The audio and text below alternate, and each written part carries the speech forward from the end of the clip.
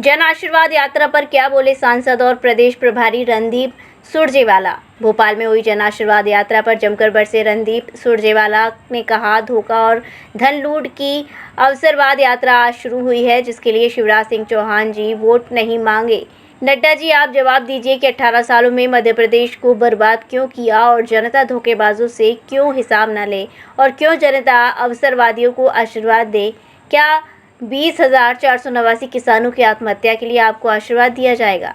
क्या 4,22,000 करोड़ के कर्जे में दवा देने के लिए आपका आशीर्वाद दिया जाएगा? क्यों जनता 58,000 बहन बेटियों बहुओं के बलात्कार के लिए आपको आशीर्वाद दे देगी? क्या 67,000 बच्चों के अपहरण आपकी सरकार में नहीं हुए? साथ ही उन्होंने ये भी कहा कि ये लिस्ट बहुत लंबी है, हम उनके परिवार पर कोई टिप्पणी नहीं करते, लेकिन हिंदुस्तान की संस्कृति है, जो अपने बुजुर्गों का तिरस्कार करे उसे भगवान भी माफ नहीं करता। नमस्कार साथियों, जन धोखा और धन लूट की अवसरवाद यात्रा आज शुरू हो गई, पर शिवराज जी वोट नहीं माफी मांगो।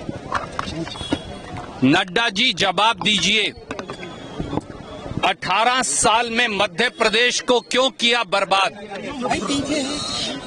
जनता धोखेबाजों से क्यों ना ले हिसाब? जनता अवसरवादियों को क्यों दे आशीर्वाद? क्या किसानों की आमदनी कम करने के लिए जो आज आपका विरोध कर रहे हैं सड़कों पर? क्या 20,489 किसानों की आत्महत्या के लिए? क्या प्रदेश को 4,22,000 करोड़ के कर्ज के नीचे डबो देने के लिए? क्या 50% कमीशन की सरकार चलाने के लिए? क्या 58,000 हमारी बेटियों से बहुओं से बलात्कार के लिए? क्या 67,000 बेटियों के अपहरण के लिए?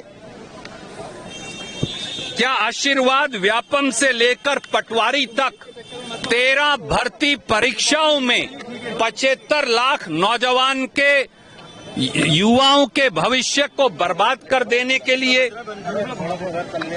क्या महाकाल लोक में भारी भ्रष्टाचार के लिए? क्या आदिवासी भाइयों पर अत्याचार व पेशाब करने के लिए? क्या 3,22,699 आदिवासी भाइयों के पट्टे खारिज कर देने के लिए आशीर्वाद? क्या दलित अत्याचार में 63.6 के साथ प्रदेश को नंबर 1 बना देने के लिए?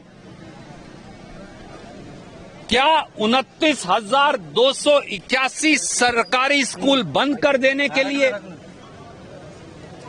क्या साल 2015 और 2022 के बीच 9,30,816 स्कूली बच्चों को स्कूल से निकाल देने के लिए?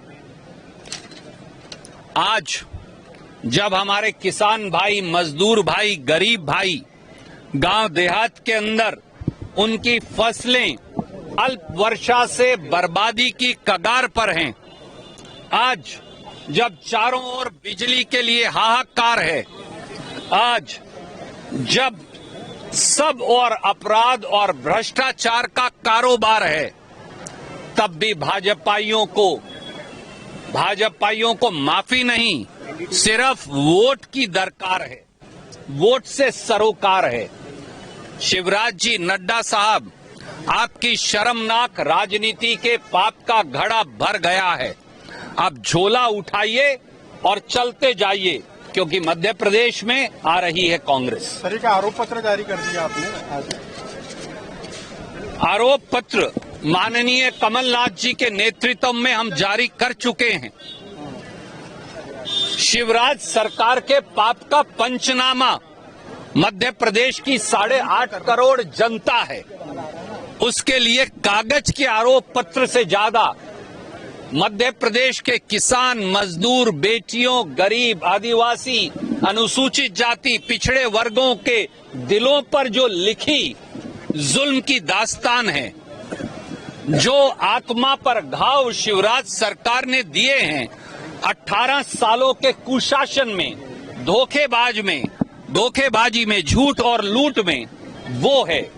और इसलिए इस सरकार को जनता माफ करने वाली नहीं, वो केवल और केवल, मैं आपका सवाल लूंगा, वो केवल और केवल उस दिन की इंतजार कर रहे हैं जब आचार संहिता लग जाएगी तो वोट की चोट से शिवराज सरकार को जवाब दिया जाएगा। कहना है कि मेरे को ना निमंत्रण मिला ना ही सम्मान मिल रहा। इसके साथ साथ उन्होंने कहा, ये भी कहा कि बीजेपी अगर आ जाएगी तो मुझे लग रहा है कि मुझे सम्मान किया भूल ही जाएंगे। भारतीय जनता पार्टी की आदत, आदरणीय मित्र, अपने सब नेताओं को अपमानित करने की है। मोदी सरकार ने, शिवराज सरकार ने लगातार जो भारतीय जनता पार्टी के पुराने वरिष्ठ लोग थे उन सबको दरकिनार कर दिया।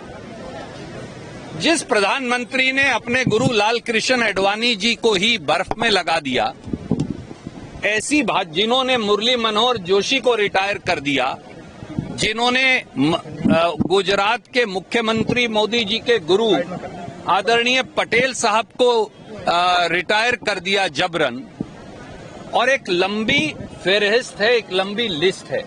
हम उनके परिवार पर क्यों टिप्पणी करें, उनका परिवार है वो जाने। पर मैं तो एक बात जानता हूं, हिंदुस्तान की संस्कृति है, याद रखिएगा साथियों, जो अपने बुजुर्गों का तिरस्कार करता है उसे भगवान भी माफ नहीं करता। Rajiv Academy for Technology and Management, 7th rank of MBA by AKTU. Assured placements among top-notch global companies, regular workshops, training programs, seminars and guest lectures, frequent industrial visits for practical exposure, systematic and well-structured training classes to enhance communication, life skills, technical and aptitude skills, a lively campus life, cultural and sports events and extracurricular activities, highly qualified faculty members, multimedia classrooms and state-of-the-art AC infrastructure amidst lush green enthralling ambience.